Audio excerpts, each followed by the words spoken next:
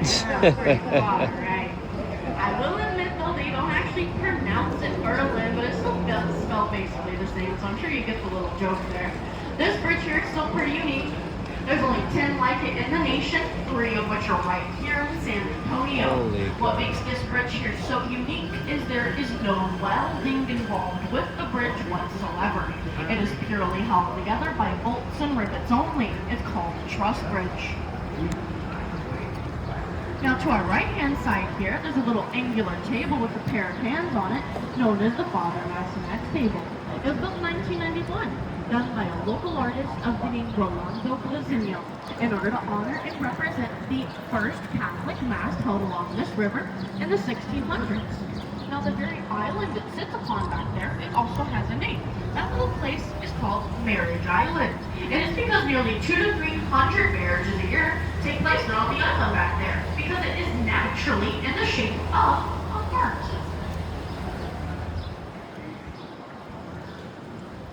Now the section of the river we just crossed through as well, it's basically just that little portion of the river by Marriage Island. It also has a name.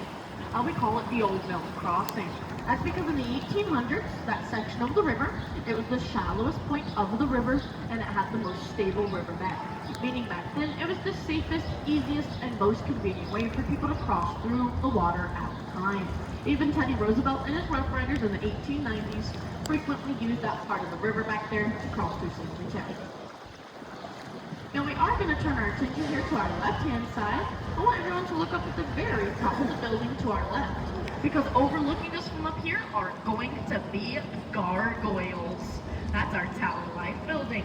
But originally, it was known by a different name. We called it the Smith-Young building. And it was built by 2 brothers called the Smith brothers.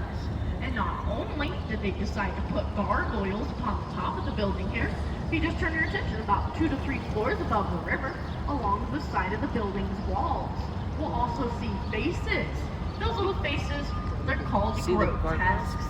Now the 2 brothers, they were very superstitious individuals, and they believed that the gargoyles up top and the grotesque faces along the side of the walls would end up warding away evil spirits and would protect the business from bad luck. But very unfortunately for those brothers, they did make one very fatal error, and they didn't know it either. The building, they built it in 1929. Later in the year, the stock market year crashed, the Great Depression hit. The brothers had spent nearly $3 million on the building, and then were forced to sell it. And it's estimated every dollar they put within the building, they only at most got about 10 cents back to the dollar. It was a catastrophic loss, really. Now, the little red brick building straight up ahead of us on street level is our Bexar County Courthouse. It opened 1897. It is the longest consistently operational courthouse here in our state of Texas. If y'all look back behind us, look at that Tower Life building. You know, a lot of people like to say from this angle of the river, doesn't the Tower Life kind of look like an illusion of a boat that is sailing towards us? You know, some people, they even say they end up hearing a boat's horn when they look at the building. I don't know, folks, let's listen. Maybe we might be able to hear that boat horn. Let's listen.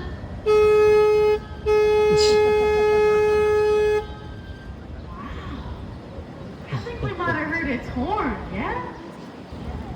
Now the real reason I just honked our boat horn here is we are about to go through a two-way portion of our river. Boats here can head from the left to the right-hand direction. So we want to honk the horn here for our safety. That way we don't end up accidentally colliding with anyone.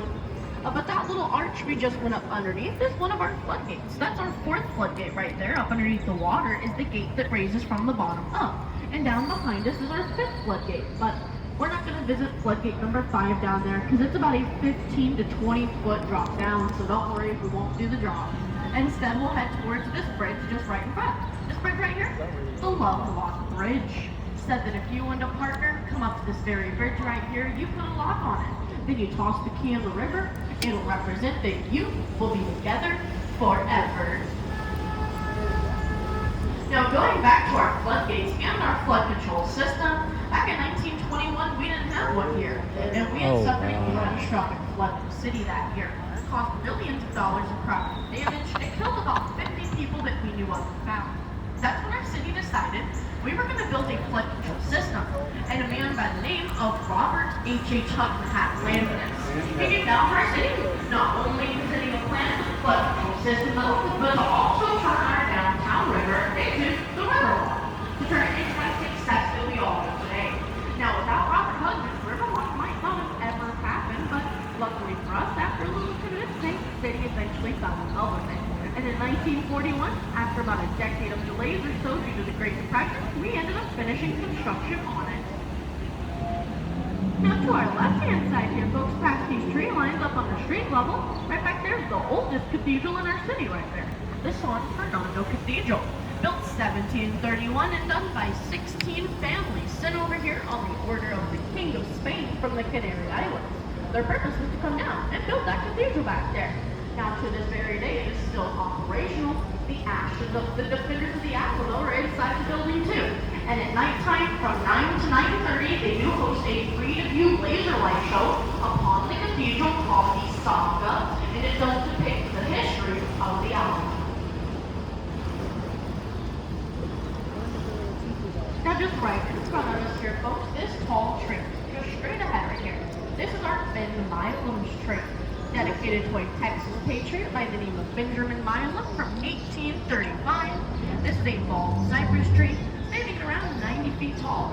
We actually think this tree here in particular is the oldest one left standing along the Riverwalk, estimated to be over 300 years old. Wow. If it's as old as we think it is, it would actually make this tree older than the city of San Antonio itself. Wow. Now just right up ahead of us to our right-hand side, we're going to see a sign over there that says the Esquire Tavern. Now that little tavern, it opened its doors back in 1933 as a fully stocked bar. But prior to that, the bar here used to be a barber shop. And then just minutes after the Prohibition era ended, the barber shop opened its doors, a fully stocked bar. Not sure how that happened, but I think they might have been getting a little bit more than a haircut outside that barber shop, you know. Some people, they might even say they were getting a different type of buzz in there, you know what I mean? Now in 1921, when that flood hit us here in our city, that flood water, it actually reached 9 feet above our street level. So the street we're going up underneath right now, the flood was 9 feet above there. So think about it, right here, we were completely covered in water.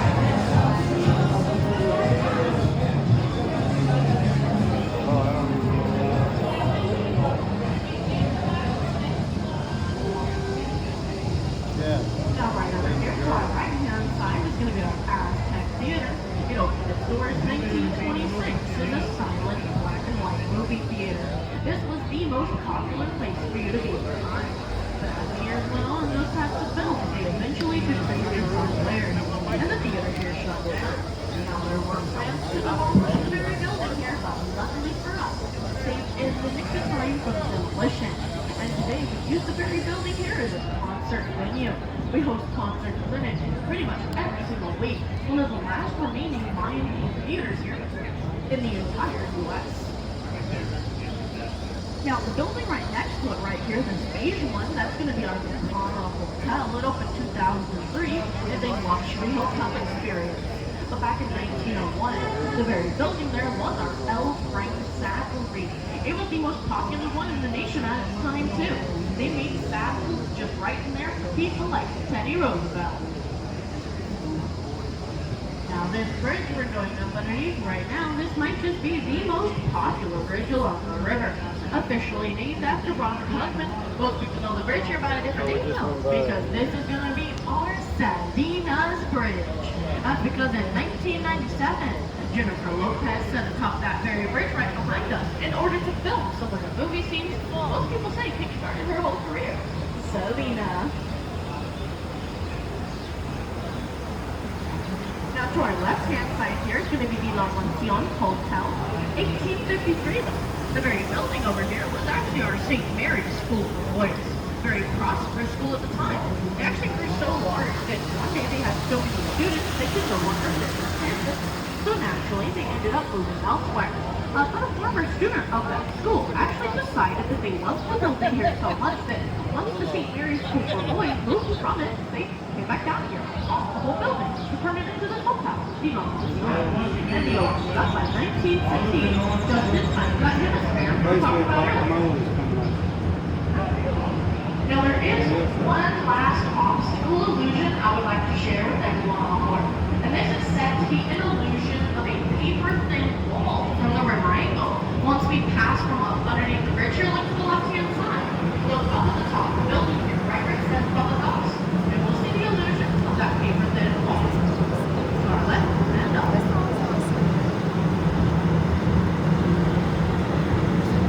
It's said due to the angle that they built this building along the river. If you look at it from a specific part of the river, it looks like there's nothing else behind it.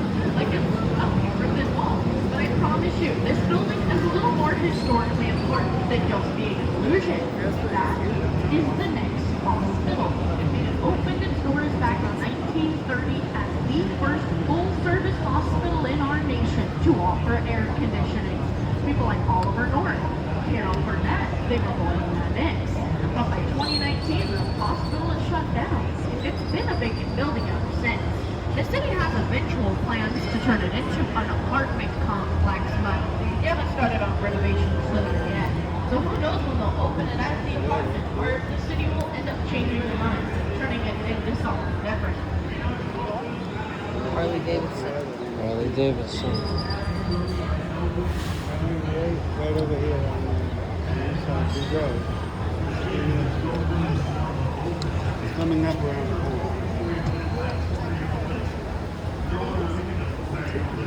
Now up ahead of us to our left-hand side, we're going to be seeing Regency right here, opened its doors in 1981, sitting at 16 stories tall. They originally had an building right here, around double the size it's seen at today.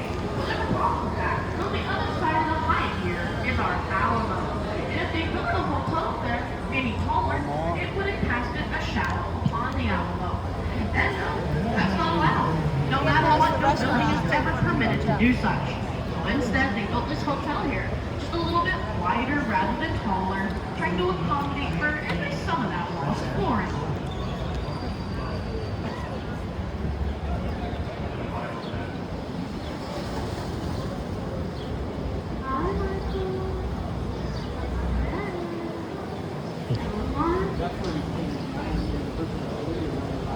Good job now, where's that vocab? You gotta do a wonderful job.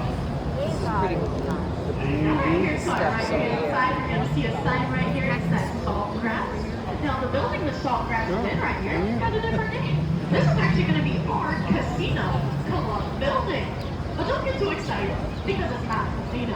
And it's never even once been one either, despite the name. However, it was a club. 1927, it was a private club. Oh, there's a 5 and down one that came here at the time. The German immigrants back then, they said they wanted a place to have a gather with other Germans. And it just do that. That's exactly what they used to build it for. Nowadays, though, the bottom 2 floors of the Saltgrass and the floors above it, an apartment complex here along the river.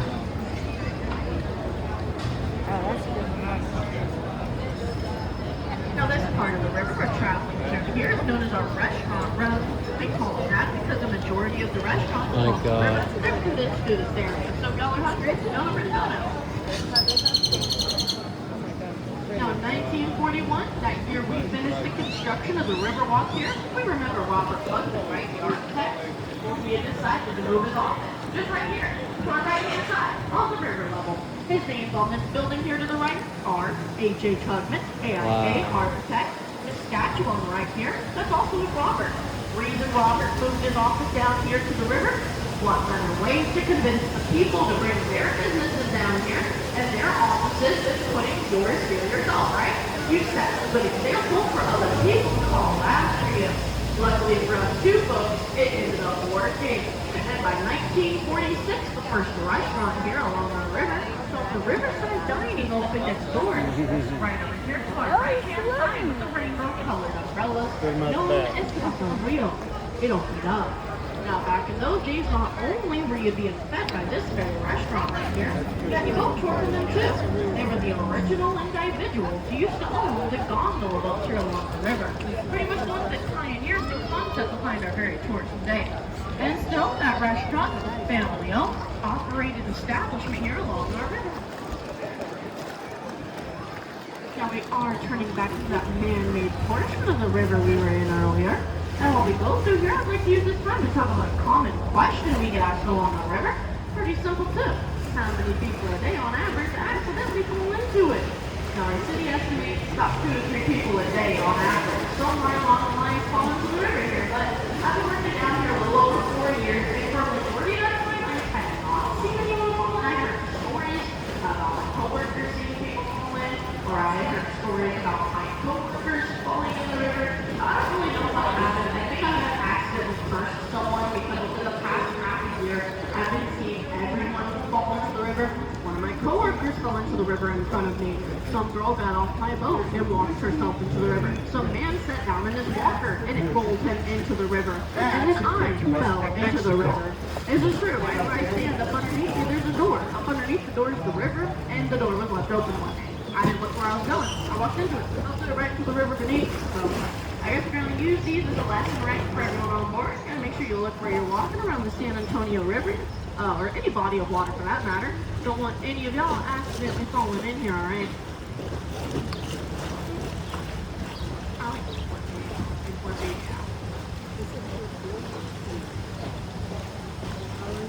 Still got a little bit more to talk about, don't worry. Now over here to our right-hand side, if you look up on the street level, we're going to see a tall tower off in the distance. It's going to be the Tower of the Americas. It's just going to be right in between where the gaps in the trees are. That Tower of the Americas, it was built in 1968 for the Hemisphere World's Fair. We had actually decided at the fair that year, or that we decided for the fair that year, that we wanted to build the tallest tower in the nation, and so we did. 750 feet tall, the Tower of the Americas was the tallest tower here in the U.S. for the Hemisphere World's Fair. But then eventually, sometime after, they built the Las Vegas Stratosphere. They were knocked down to second place position, but hey, for the Hemisphere, we were still number 1, alright? But we're still in second place, don't worry. It's a giant observation deck, a slowly rotating restaurant beneath the observation deck floor, and a 4D movie theater on the ground floor of the tower too. You can see the tower again from this angle over here, to the right-hand side off in the distance, just in case if you didn't get a glance at it earlier. Now this statue just right in front of us of this lady holding a star is the newest addition along our Riverwalk. Put her in just 2022, she's called the Stargazer. Made of pure volcanic stone from Mexico, done by a Mexican sculptor by the name of Pedro Reyes. Now her name, Stargazer, that comes from the fact she was built to represent all indigenous people of the past. They gazed at the same stars that we all gaze at today. Now the little star she's holding back there, there's a tiny peephole inside of the star. She's looking through it. It's up to you as the viewer to decide what she's looking at through the star. Maybe she's looking at the past, the present, the future, a loved one. Who knows? It's entirely up to you to decide. I've even had people say they hope she was looking at the next Dallas Cowboys one, but I think she might have to keep looking for that one. Now just right up ahead of us, we're going to be approaching the River Center Mall. Built 1988. We do have about 100 different stores inside of the mall here, but most notably we got an IMAX movie theater, a Legoland, a Sea Life, and a Dave & Buster's, all located right within the mall right here. Now to our right-hand side, right here to our right, this is actually a hotel, or it's an entrance to a hotel known as the Marriott River Center. The Marriott River Center was also built in 1988, just like the River Center Mall. But originally, right where the Marriott sits, that hotel, that originally used to be a Fairmont hotel there. It was built in 1906. But why would I bring up that Fairmont if the Marriott's there today? When they have just destroyed it, built that Marriott, called it a store. But our Conservation Society had actually said that the Fairmont Hotel was too much of a historically important building for this city to destroy. So instead, in 1985, they ended up devising a different plan, where they picked up the entire Fairmont Hotel out of the ground and moved it. They placed this hotel on 36 dollies, all with about 8 wheels each. And with tow trucks moving less than a mile per hour, they slowly rolled our Fairmonts to a new location, where it still sits at today, operational, functional, at the corner of Alamo and Nueva. That way that Marriott could be built right where it wanted to. And then the Fairmont Hotel would be safe away from demolition. And there are videos online on YouTube depicting the move of that hotel, if any one of you wanted to give that a watch. Now folks, we are going to be coming upon the end of our tour here very shortly. Right up ahead to our left-hand side, I'm going to dock the boat over here and let you all on board. But for now, look around you on the boat. Make sure whatever y'all brought on board with you today, you remember to take off with you. Once you have your cell phones, your wallets, your purses, your glasses, your hats, spouses, children, all the good stuff y'all brought on board, remember you gotta take it off with you, okay? Don't leave it. And last but not least, if y'all did enjoy this tour with me here today, it will be allowed, accepted, and very much appreciative for you to tip your boat captain here. I think I have done a job well done. I got a little tip jar right up here, got a cash app and a Venmo on my tip jar too, in case you don't carry cash on you. But other than that, folks, thanks so much for coming down here and joining me on the tour. If y'all got questions for me, feel free to ask. But otherwise, hope you have a great rest of your stay here in our city. Thanks so much for coming down.